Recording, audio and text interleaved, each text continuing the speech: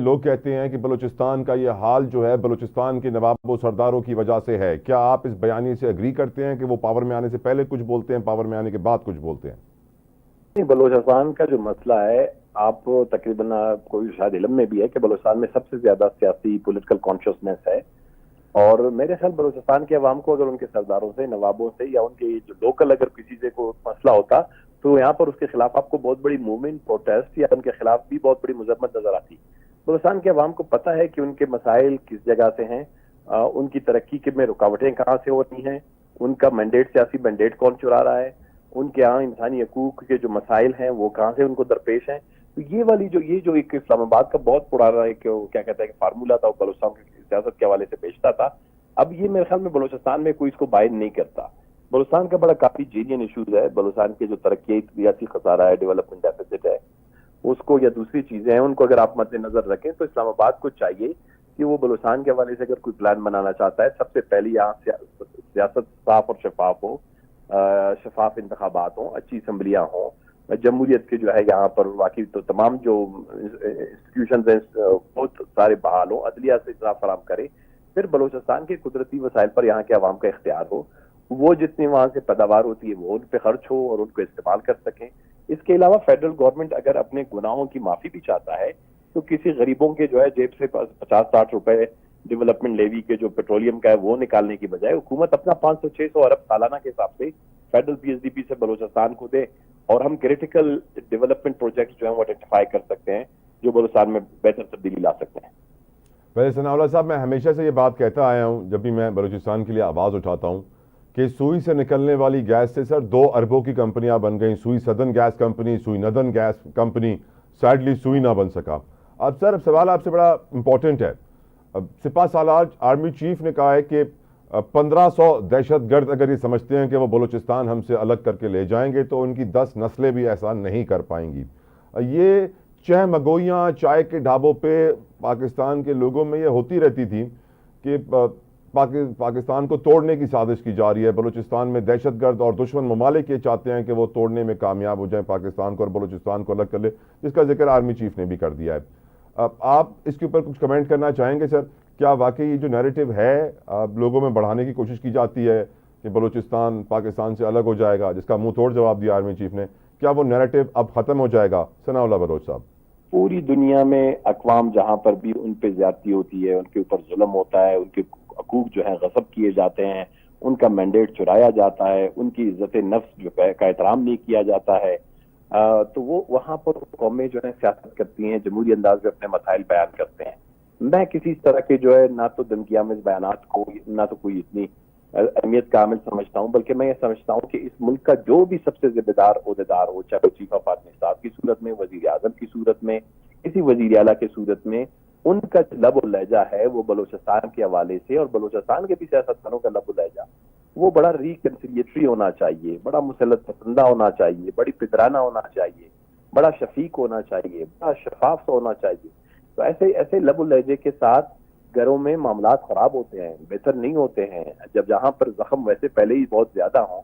میں ان تعداد میں نہیں جانا چاہتا ہوں کہ کوئی تعداد 1000 ہے، 1500 ہے، 200 ہے. اگر بلوچستان میں کوئی 2 نوجوان بھی ناراض ہیں، یہ ریاست کی ذمہ داری ہے کہ وہ پدرانہ طریقے سے بہت ہی فادرلی ایٹیٹیوڈ کے ساتھ، بیہیویئر کے ساتھ ان کے گریونسز کو ایڈریس کرے تاکہ وہ 2 کی بجائے 3 نہ ہوں. لیکن یہ جو اپروچ ہے، آئی ڈونٹ نو، میں نے ان کی تقریر سنی بھی نہیں ہے، دیکھی بھی نہیں ہے. I was in Barna for last 3 ویکس.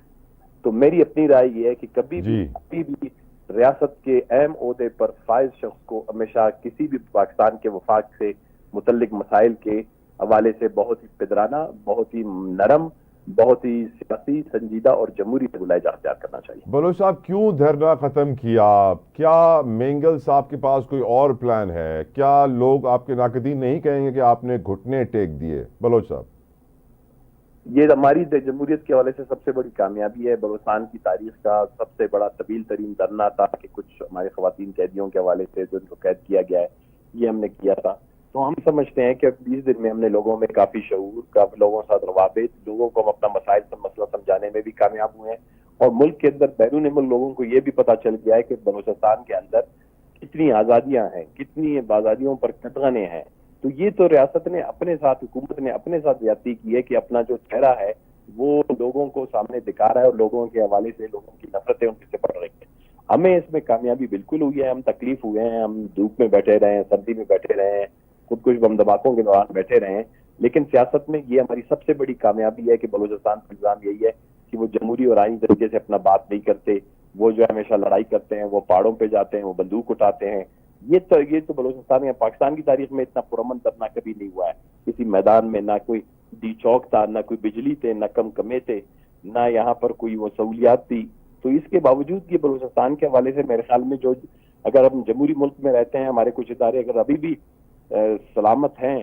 تو ان کو اپریشیٹ کرنا چاہیے, اور اس دھرنے کے حوالے سے ایک انکوائری ہونی چاہیے, اور اس کے تمام مطالبات جو ہے میرے خیال میں منظور کر دینے چاہیے. ویسے سر, سردار اختر مینگل صاحب کے لیے بھی آپ جانتے ہیں کہ بہت سارے کرٹکس ہیں ان کے جو کہتے ہیں کہ مینگل صاحب پاور میں آنے کے لیے اسٹیبلشمنٹ سے ہاتھ ملا لیتے ہیں, اور پھر جب ان کا موڈ نہیں ہوتا تو دوسری طرف استعفیٰ دے کے چلے جاتے ہیں, جس طرح وہ اسمبلی چھوڑ گئے. آج سیاسی میدان میں سردار اختر مینگل کا مقام, ان کی پولیٹیکل سٹیچر, سٹینڈنگز, اسپیشلی آفٹر دس دھرنا, آپ کہاں دیکھ رہے ہیں؟ دیکھیں, کرٹکس اپنی جگہ پہ ہیں, لیکن کوئی ایک آدمی ثابت تو کر لے کہ ہم نے پاور کے لیے کبھی بھی پہنچنے کے لیے ہم نے اسٹیبلشمنٹ کے ساتھ اپنے جمہوری سیاسی اقدار پہ کوئی سودا بازی کی ہے یا ان پہ کمپرومائز کیا ہے. ہم تو کبھی اقتدار میں رہے بھی نہیں ہیں. ہم 97 کے بعد 2018 میں بی این پی کو کچھ نشستیں ملی, اور وہ بھی ہم نے بلوچستان کے چند مسائل کی بنیاد پر عمران خان کے ساتھ ایک الائنس کیا, جس میں نہ کوئی منسٹریاں لیں, نہ کوئی حکومت میں ہم آئے, نہ کوئی ان سے وزارتیں لی. بلوچستان میں میں خود ایم پی اے رہا ہوں, اور میں اپوزیشن میں 5 سال ہم نے گزارے. تو یہ جو پتہ نہیں لوگوں کے پاس معلومات کی کمی ہوتی ہے کہ اختر مینگل یا ہم اسٹیبلشمنٹ کے ہاتھ جوڑنے کے لیے, اقتدار میں جانے کے لیے بڑی منتیں کرتے ہیں. ہم نے تو پارلیمانی سیاست جس دن ہم نے چھوڑ دیا بلوچستان میں, تو آپ کو پھر اور بھی مشکلات کا سامنا کرنا پڑے گا, کیونکہ بلوچستان میں اس وقت جو کچھ لوگ ہیں جو ابھی تک اس کانسٹیٹیوشنل فریم ورک میں بلوچوں کے مسئلے کا حل ڈھونڈنا چاہتے ہیں, نہ کہ دوست دھمکیوں کے ذریعے سے کسی اور کو بلیک میل کرنا چاہتے ہیں, نہ ہم کسی اور کو کہتے ہیں کہ وہ دوست دھمکیوں کے ذریعے سے بلوچستان کے معاملے کو حل کرنے کی کوشش کریں. بلوچ صاحب, 2 کانفرنسز بہت بڑی ہوئی ہیں اسلام آباد میں. ایک مائنز اینڈ منرلز فورم کا انعقاد کیا گیا, ایک اوورسیز پاکستانی کی کانفرنس کا انعقاد کیا گیا, اور دونوں کا کنیکشن آپ جانتے ہیں. مائنز اینڈ منرلز کا بھی بلوچستان سے, اوورسیز کی کانفرنس کے اندر بھی آرمی چیف کا خطاب میں بڑا ان کا ایک ولولہ انگیز انداز بلوچستان کا ذکر کرتے ہوئے. ڈو یو تھنک کہ بلوچستان رائٹ ناؤ ان سے کنیکٹڈ ہے جس طرح یہ کانفرنسز بلوچستان سے کنیکٹڈ ہیں؟ سر دیکھیں, اس میں کوئی شک نہیں ہے. میرے خیال میں پاکستان کی مقتدرہ اور اس کے جو اہم عہدوں پہ فائز لوگ یہ جانتے ہیں, بلوچستان پاکستان کا 62-65% ایریا ہے in terms of water and land. اس میں آپ اس کے سمندر کو بھی ہمارے 2 لاکھ 3 لاکھ اسکوائر کلومیٹر کا ایکسکلوسیو اکنامک زون کو اگر شامل کر کے دیکھیں, تو آپ کے پاس اگر آف شور یا آن شور منرلز ہیں, ریسورسز ہیں,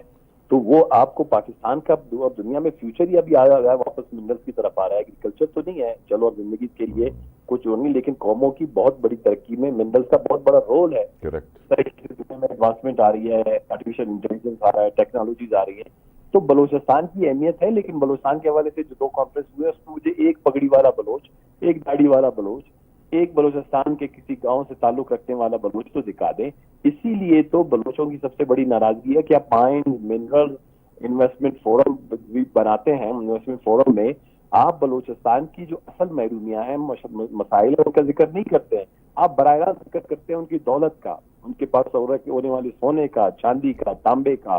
اور یہاں پر انہیں گیس کا. تو یہ چیزیں بلوچستان کے اندر اور بھی لوگوں کی محرومیوں, مجبوریوں اور مایوسیوں میں اضافہ کرتا ہے. اور پھر دوسری بات جو آپ نے کہا کہ فورم میں بھی, جس میں جنرل صاحب نے اور پرائم منسٹر اور دوسرے ہمارے کابری تھے, انہوں نے بات کی ہے. میں نے یہ پوری سنی نہیں ہے کیونکہ ہم دھرنے میں تھے, لیکن جو مجھے ایک فیل